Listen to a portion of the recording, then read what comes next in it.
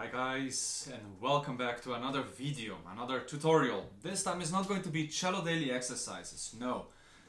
This time I'm here to talk about the approach of how to practice on etudes. I mean, not really how to practice on etudes, but the thing is that many cellists, many people, not only cellists, violists, everybody, right? When it comes to etude or technique, or when you play scales, they think, okay, it's an etude, it's boring, right? Or scales, it's boring. I mean, who likes it? I don't like it. I'm sure you don't like it. Nobody likes. Those who pretend to like, they're douchebags, right? Sorry for the language, but it's true. So why I want to talk about this? So you see, I had these days a student that he played a scale for me, a simple scale, right? And it's okay, I understand scales are boring, I find them boring as well, but you always, even with scales, it's very important to play as musical, as beautiful as possible, because scales are fundamental. You know, it's like a house. How can you build a house if you don't have a fundament? You know, if you don't have a fundamental, the house is gonna break. It's the same with scales. If you don't, apply already musicality into the scales, then how can you apply musicality on further repertoire like etudes, sonatas, concertos? You see what I mean? So let me just show you an example. I'm right now the student that takes this approach of scale, right?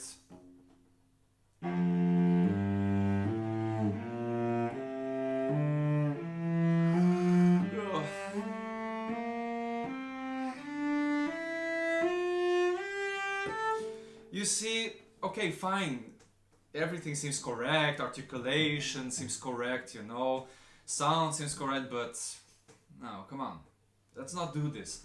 Let's try to play this, as most beautiful possible.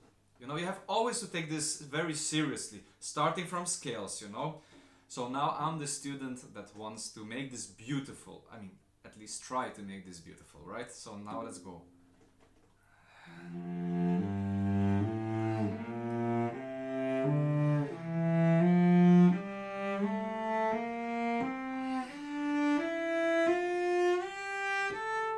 And so on and so on. See, already you hear the huge difference when you play anti-musical and when you play musical. This is very important. Also with open strings, it's not just, 1, 2, 3, 4, 1, 2, 3, 4.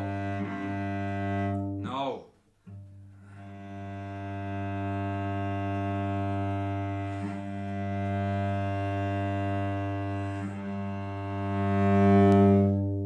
To make the string roll, you see.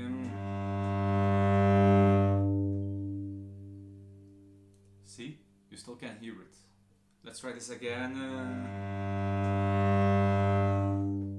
and immediately you will have a better sound also on the cello, because if you play just, yeah, it sounds as well, but it's not the same sound, right?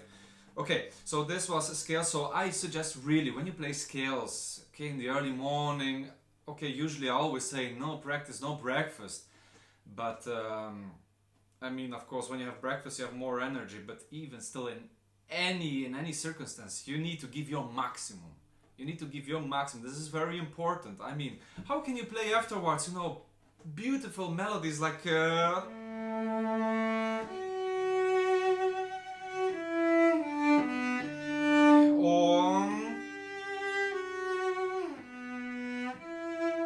See, all these things, then become,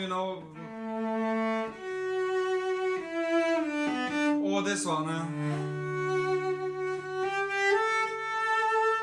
See, most of the people, they start, I mean, not most of the people, but when I heard, many people, they play just,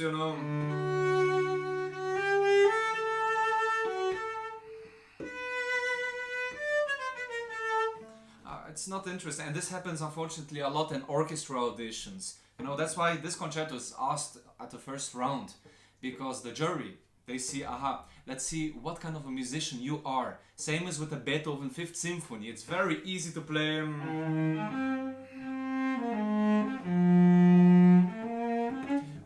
By the way, I have a video on my YouTube channel that you can find. I'm giving a small masterclass. It's a 20-minute video that it's worth watching it if you are preparing for auditions and so on. Okay, to continue, so the scales, right? You play as musical as possible. It's all the time, you go to directions, And what helps also, it's when you move a little bit, because if you sit statically, very like, if you don't move at all, it makes it much more difficult to make music. I mean, that I believe, at least with me, if I stay still, then I play still, and the music stays still. I think you have to move, I think movement helps a lot. So try this, when you practice scales, try this. Very beautiful, try to make the most beautiful of it, or if you do open strings, or if you do etudes. Like for instance, a very nice etude is Popper, number 22, right? Many people would play like this. A student or a cellist, that approaches etudes would sound like this.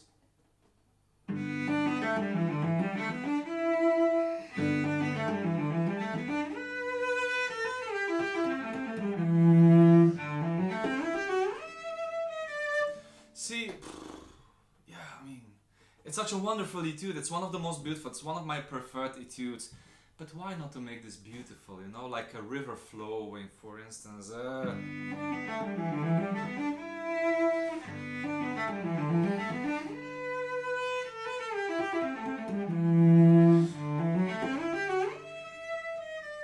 I'm sorry about this. It's because, okay, I didn't play this. I'm just taking examples, right?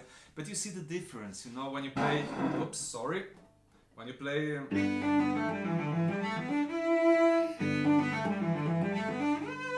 When you do... all the time phrasings are very important. Musicality is everything, I find, So why we play then the instrument? We play music. We're not robots, you need to play all the time with the heart and soul. You dedicate, to someone, I don't know, to up or to yourself. You dedicate this to somebody. You just don't play this for emptiness. Understood? Well, this is what I wanted to talk about today and to remind you, because it's very easy, the human being, they absorb information very well, but they forget it as well, very easy. So I'm here to remind you that don't play scales stupidly, don't play open strings just like that, don't play etudes like this, because besides, when you play this Popper etude, right? You play this musically and you are working already on the technique, so you're already hitting, 2 mosquitoes in one. You understood? So I hope, this helped you a little bit, to change a little bit your mindset, because this is important for further repertoire, as I just mentioned before, for Dvorak concerto, the beginning of Haydn, orchestra passages and stuff. So, well, I would say have fun finding, discovering the musicality in boring things. This is the challenge for you. And I'll see you in the next video. Thank you for watching. See you.